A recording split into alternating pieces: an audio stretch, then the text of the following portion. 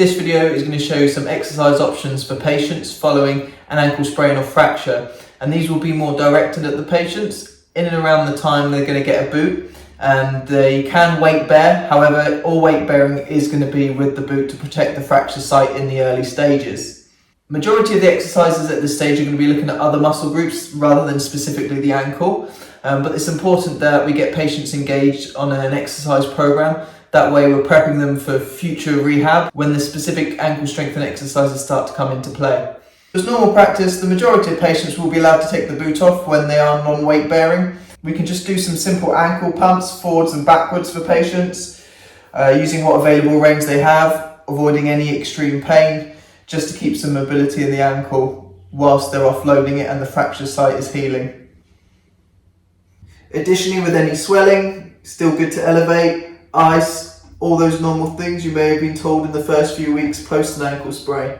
So we're going to start off with a double leg bridge, feet firmly on the floor, hands on the floor, and we're putting a bit of weight through the feet, bringing the hips up into the air, into the bridge position.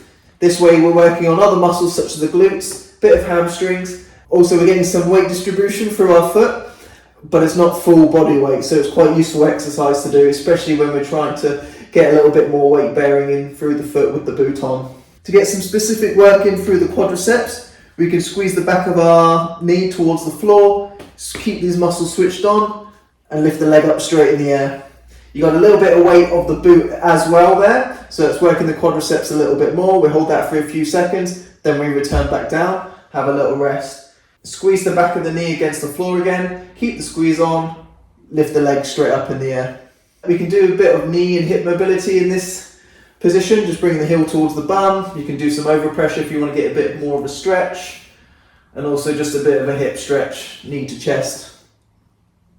If we want to work a bit on our hip flexors, just bring our knee to the chest, actively, slow and controlled. As with the straight leg raise, you're getting a bit of weight with the boot as well, so there is a little bit of extra resistance there.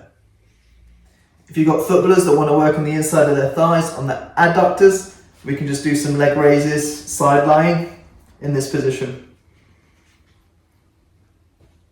Additionally, our hip stabilizers, so we can do our hip abductions, legs straight into the air, working on our glute medius. Then we can work on the external rotators of the hip into a clam. At these early stages, just against gravity will be fine. I wouldn't necessarily get someone doing resistance unless they are real high level athletes and they want to really push in their rehab. So on our front we can do some hamstring curls, just heel to bum, nice, slow and controlled.